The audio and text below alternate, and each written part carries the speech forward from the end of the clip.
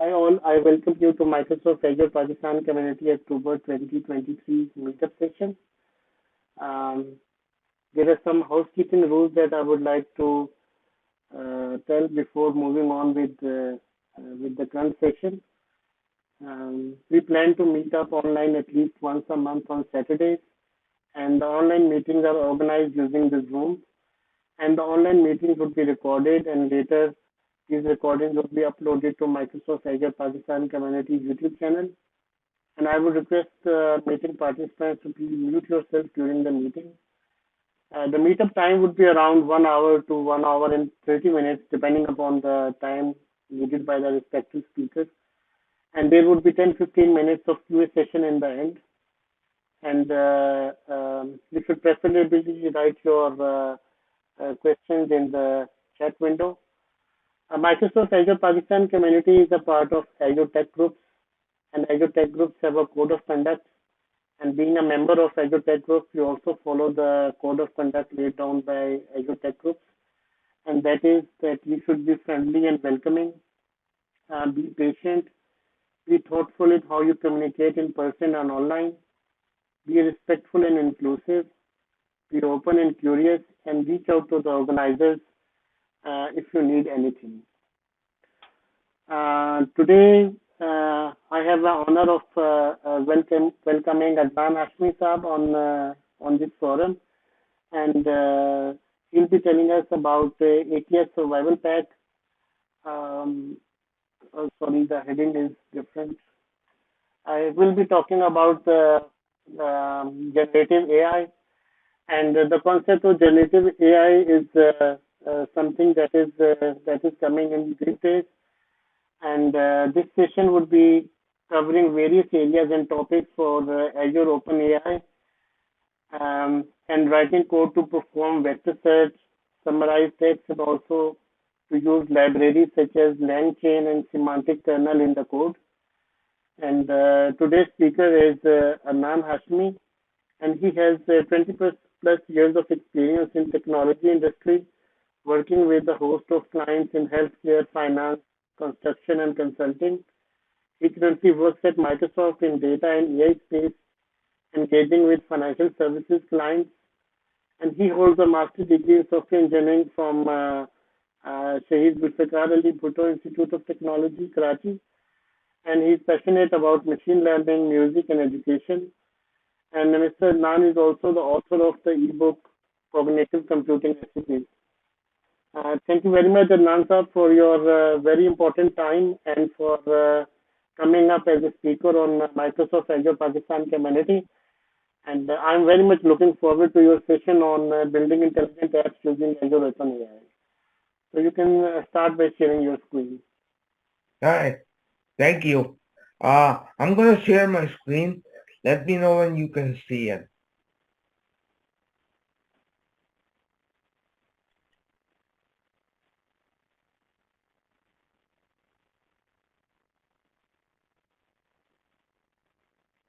Can you see my screen? Not yet, sir.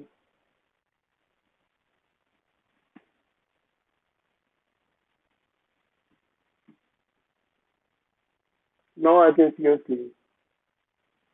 What? Yes, I can see your screen now, sir. Can you see the presentation or the screen? I can see your PowerPoint presentation page that says slide 1 of 49. Okay, let me hide the presenter view. Okay, you Yes. should be able to see the slide now. Yes, sir. Okay, all right. Well, here I go. Thank you for joining, everybody. This presentation I created specially for this session. So if there are any questions, I'd be happy to answer right now or on the email as well. So the topic today is building intelligent apps using Azure OpenAI. Now, you might have used OpenAI without Azure. It's still hosted in Azure, but it's not owned solely by Microsoft. So the OpenAI implementation that we're going to talk about today is specifically in Azure and owned by and managed by Microsoft. So one of the topics that I'm going to specifically target today is large language models. Now, or LLMs. Now, you might have heard the term used often, but the large language model or LLM is just a concept, like object-oriented programming. It's not specific to any one model or company. What you basically do when you are creating a large language model is that you train a machine learning model, and the reason it's called large is because the content that you train on is huge, petabytes of data. And of course, the training is conducted on a large body of text. So that's also something that you have to keep in mind. That's the reason it's called large. Now, large language models is also called foundation models. So an LLM is really just a foundational machine learning model. So you will hear the terms large language models or foundation models. It means the same thing. One thing that you will see, and I will move these windows as well. One of the things that you will see when using large language models is every large language model has a number of parameters. These are values that you can specify if you want to use an LLM. Now, some examples of large language models are GPT 3.5 is owned by Microsoft, Dolly, which is created by Databricks, and BART, which is created and maintained by Google. Now, there are literally hundreds of LLMs that you can use. And I have included a link to a resource where you can see a list of LLMs that you can not necessarily download because they're huge in size, but you can use them. And if you want to get access to large language models, you can go to huggingface.co for that as well. So anyway, I have mentioned 3 of the most common LLMs, but there are more. Now, an LLM or large language model is really just a machine learning model, nothing else. Now, the intended outcome of today's presentation, and I don't want to include a lot of topics in today's session. The main thing that we are going to focus on is Azure OpenAI and the underlying concepts and how you can develop or write code using Azure OpenAI. Lastly, we will touch upon the the difference between LangChain and semantic kernel. I'm not going to go into a lot of detail because I don't want to confuse you, but we will mention these two um, at the end if time permits. Now, in the old days, before large language models were released or became a common, household name, what you did was, this is what a typical machine learning model or neural network looked like. Now, there was one input layer, one output layer that had one or more outputs, and then you had what are called one or more hidden layers. The reason they're called hidden is even though you can tweak the values, but you don't see those in the model.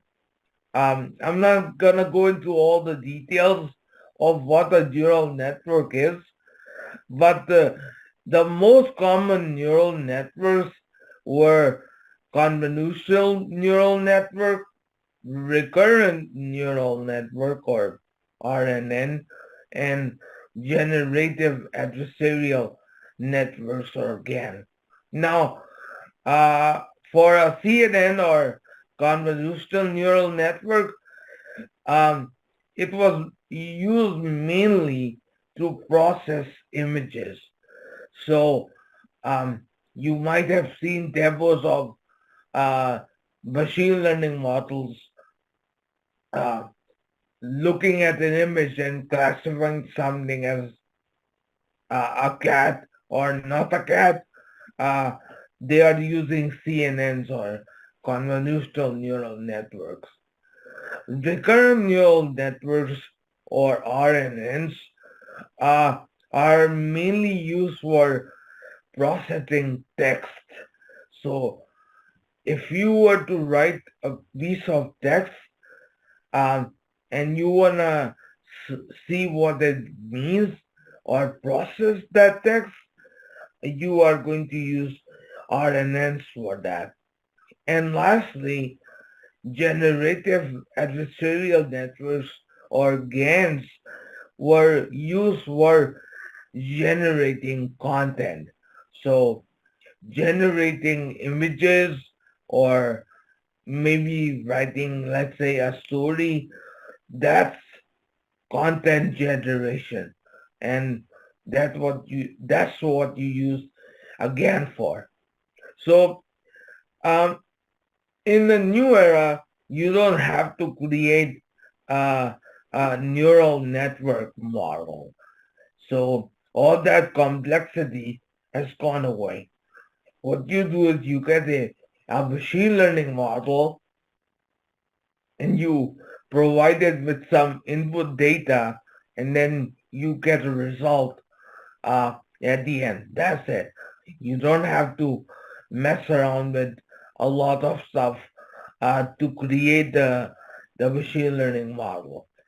Now, the input data that you provide to a machine learning model with OpenAI gives a result or output that is a text.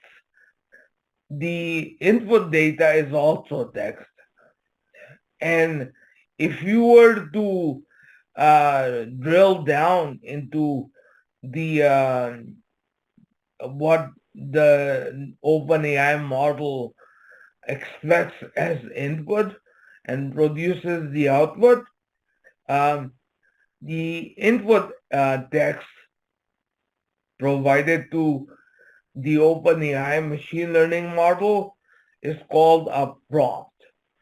Now, it can produce as outputs text or images or even code. So you don't have to write anything or create a machine learning model for any of that. Excuse me. So with OpenAI, and specifically with Azure OpenAI, what you get is you get an OpenAI service, which is just an API, and it is hosted in Azure, and you provide it with some text, and based on your input, it generates these outputs.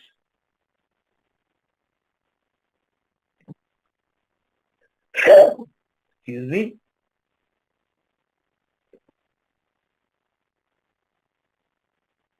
Now, one thing that I want to point out is there are different models for depending on the output that you want to generate. So some of those models I have mentioned here. So if you want to create text, you use what is known as a GPT model.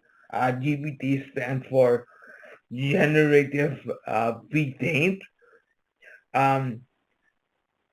For images, you use a model called DALL-E 2, and if you want to generate code, you use what are known as codex models. Now, within Azure OpenAI model, just like any large language model, you provide a text as an input, and then you can get outputs as either completion, chat completion, or embedding. Now, I will just mention two parameter values that you can also provide, the temperature and entropy.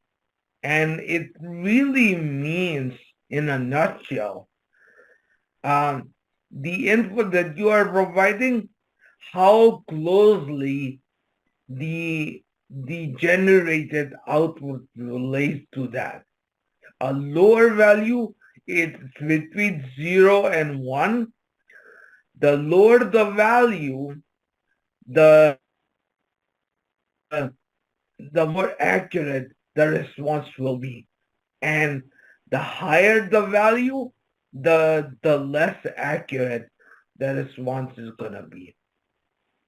So you have to have multiple values, either as temperature or entropy, and strike a balance there to generate the output that you want.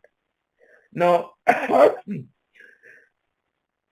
for any text that you want to process, the processing of text is called natural language processing, or NLP, and these are some of the tasks that you can do with text.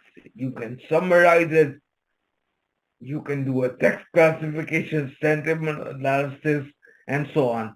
And if you want to see what they mean in Urdu as well, I have included that on the slide as well.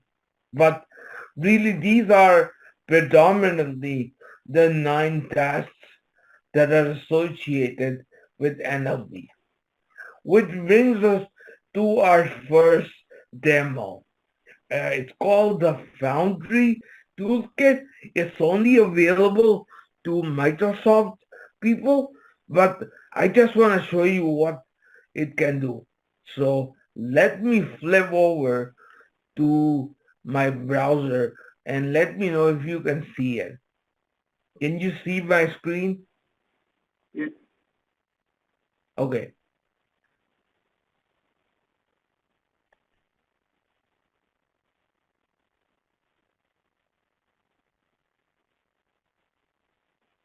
Hang on. I am trying to hide this. I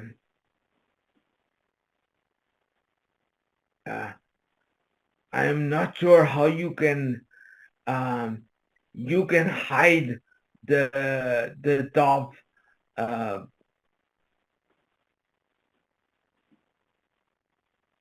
So hide me, and so then hide video panel. No.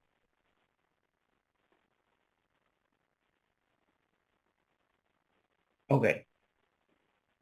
So let me maximize this window and flip over to the Foundry toolkit. Now this is really just something, it uses Azure OpenAI in the background, but really what it's doing is it's passing on some text. So I can say something like, tell me about Pakistan.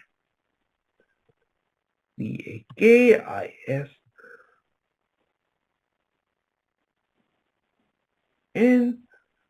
And if I click the submit button, you will see that it takes this text and passes it to the API, and then whatever output it gets from the API, it displays it here. Now I can change the temperature and the top P values as well, and you will see the generated text change as well. So I'm not gonna do it, but I just wanted to give you an idea. Again, this is only for Microsoft employees. If you wanna do a demo of it, just to see it, I'd be happy to show you that as well. So let me go back to my presentation and let's go to the three things that you really need to understand Azure OpenAI: tokens, vectors, and embeddings. Oh, by the way, can you still see my screen? Yes, your screen is visible. Okay, so a token really is, let's say you have a sentence called Pakistan signed an agreement with China today. And so what that really means is each word is divided into one or more parts. It can be arbitrary. It could be, so Pakistan could be either 2 or 3 signed as one. Let's say China is one. But in this specific example, there are 10 tokens. And based on these, the number of tokens in a sentence, you are charged. Now, the second concept is vectors. Whether you type in a word or a sentence, the API generates a numeric value for that. It has its own process to generate that value, which brings us to the third concept called embedding. Now, we talked about text. We talked about how text can be changed to vectors. The process of converting a text to vector or numeric form is called embedding. And you will never have to do the embedding yourself. It happens behind the scenes, but it is a good idea to know of that. Now, one of the things when embedding is when you are using vectors, let's say the word Pakistan is converted to a vector, and based on that numeric value, it can be compared with other similar terms. So Pakistan can be related to China and Saudi Arabia, but not pizza. Now it's a magic that happens behind the scenes. Based on the numeric value, the Azure is or the computer is able to determine whether two terms or two sentences are related. So in another example, let's say you have the word pizza. The word pizza can be related to, let's say, burger and macaroni, but not Urdu. The way that the computer determines that is using vectors, and it uses the process called embedding, or in Urdu, صلاحیت, to generate the numeric value. Now, the reason it does that is similarity or mumasalat. So the way it calculates whether a word is related to another is called similarity.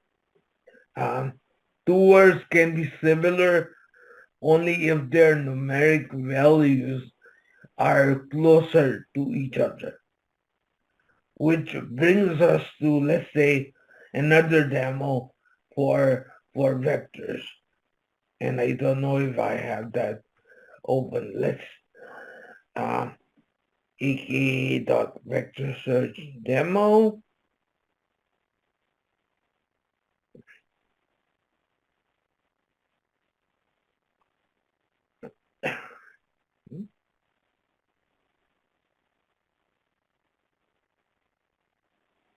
Okay. Again, this is a public thing, so you can use it as well. So I can either select something that's there already, or I can type something as well. So let's say I type .net, and if I hit search or hit enter, it can it generates or gets results based on what is similar, what terms are similar to what I typed in here. So if I select, let's say, Pakistan, it's not going to bring anything because, like I said, it's it's not the LLM that they're using. It's not trained on something that uses or that has the word Pakistan in it. So let's say I select image and then I do a search for green, and I have to get rid of the dot here, but if I type green and hit enter, let me say image, and I type GREE and enter, and you will notice that this is how it determines similarity. And behind the scenes, it generates vectors for green or a numeric value, and that determines what images that numeric value is closest to. And that's how it calculate similarity. So that's the demo of vector search. Now, we talked about Azure OpenAI and how you can provide some input text to generate these three kinds of inputs. One thing that you will notice is if this is an API service, so you don't necessarily use the demo to, if you want to develop something. If you have an application, you will have to write code within that application to call that API, and then that API in turn returns or generates some results. Now, one thing that you will also have to do is write some code to view those outputs within that application. So I want to give you another demo of it's a chatbot. It uses Azure OpenAI. It's called Prompt, but it's only for internal Microsoft people. So let's say if I go here to Prompt and it's selected the model that it's using, and then you can specify the data sources that it uses. So I will select the Azure public documentation, and I don't know, I can type something here called, let's say, tell me about Azure OpenAI. Now, behind the scenes, it's calling the Azure API, and then really just displaying the output from that API call here. That's it. And I can get the generated JSON as well. But anyway, I just wanted to give you an idea. You can chat with this. That's why it's called a chatbot, but behind the scenes, it's just calling the API. Now, as I mentioned, you will have to write code within your application to call that API. And if you were to write code, there are 3 steps in the development process that you have to follow. You have to provision OpenAI in Azure. Number 2, you have to deploy a model. Now, I will show you what that means. And number 3, and the last step, is that you have to write a code to call the API. So I will just give you an example demo of provisioning and deploying the Azure OpenAI using the Azure portal. So within the Azure portal, you can either select Azure OpenAI or provision a service. Now I have provisioned this service right before this meeting called Pakistan UG User Group Test. And within that, once I create an Azure OpenAI service, I can access this portal, the Azure OpenAI portal in my browser. Now, I can say something like chat, and you can type something here. So This is a system message. So the system message says you are an AI assistant that helps people find information. So you can say something like, I don't know, tell me about cognitive services or machine learning. But what I want to show you is you've already seen an example of chat. I want to show you something called completion.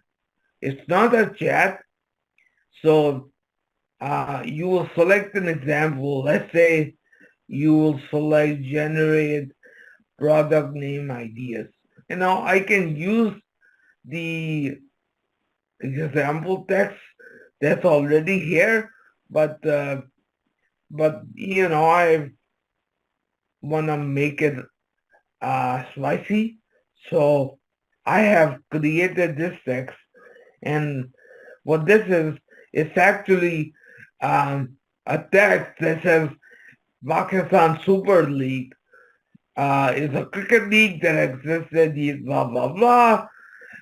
So it mentions the names of all the teams and the provinces that they pertain to, and the league is looking to generate a team name for Kashmir. So C words, what that means is you can specify what you want. You want fast, healthy, young, and compact. So let me click generate and see what it comes back with. And so I will click generate, and behind the scenes it's calling Kashmir. It's calling the service, but these are the team name ideas that it has come up with. Kashmir Blaze, or Healthy Kashmir, or Compact Kashmir, things like that. But that is just to give you an example. Now, this is just a playground. It's just to test what output you would get. Now, there are hundreds of different use cases that you can select here. So you can say something like classified text. So if I select classified text, now it has given an example and specified the category as entertainment, but for this statement, it has not specified a category. So if I click the generate button, of course, it will take a while. It will generate a category name business for that sentence. And then it will give you some more examples of other stuff. But the green highlighted text is what is the generated text that you see.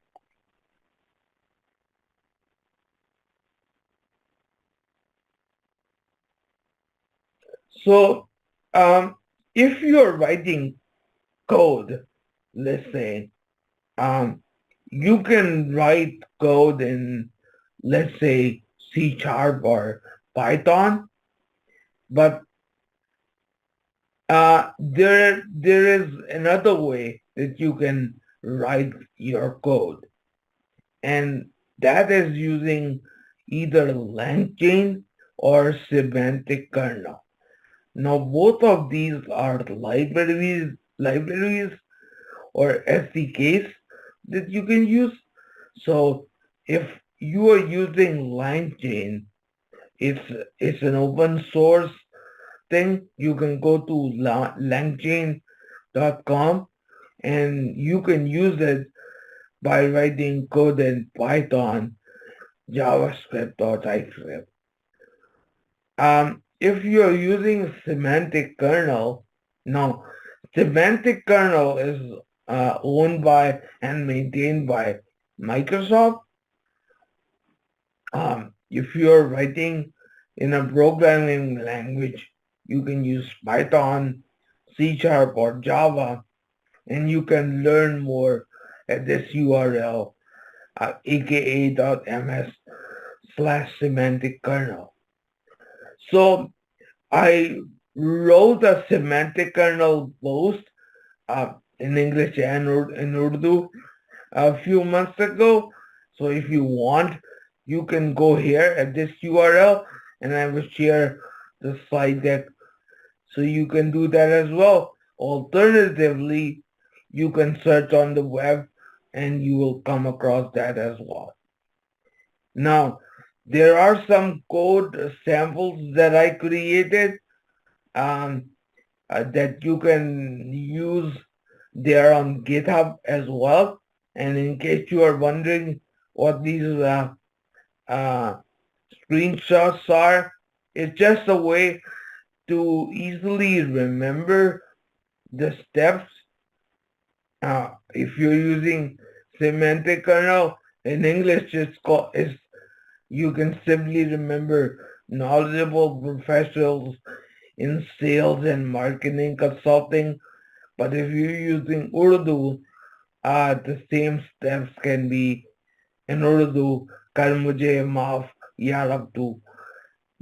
But really, you can learn more about the process at this URL as well. I will paste a video of this session both in English and in Urdu at these URLs. They're scheduled for next week, October 14. So if you want, you can use these URLs. And even though they would be in English and Urdu, you're not going to hear my voice on those. I will use text-to-speech for that. So you will hear the voice of a computer, whether it's in English or in Urdu. If you want to learn more about myself, you can go to PKSDN, which is short for Pakistan.co/Adnan, and you will come across my information there. That's it for my session. I'll be happy to answer any questions that you have. Thank you very much, Adnan sir. It was a very informative session, and I am looking into the chat window to find some questions, but I can start with some of the questions that I have. This OpenAI this is a thing that is discussed every day nowadays. So I just want to know that what is the difference between OpenAI and Azure OpenAI? Okay, so Azure OpenAI, like I said, is maintained by Microsoft. It's owned by Microsoft, and whatever you do, if you use it, you will be a Microsoft customer. OpenAI, if you use independently, if you go to openai.com, that's a separate organization. The name of the organization is OpenAI as well, and their most popular product is ChatGPT. ChatGPT is just a product. It uses the GPT LLM or GPT model in the background, but it's just a chatting application. Now, if you use Azure OpenAI, currently Microsoft spends $700,000, $7 lakh every day on Azure OpenAI. If you do a search on Azure OpenAI, the result you will get for post 2021 as well. Whereas the same thing, if you were to search on OpenAI, the result you will only get for for only 2021. So that's the major difference. Okay. So does this mean that if you have to get access to an to Azure OpenAI, you need to be a corporate customer. You cannot get that access as an individual.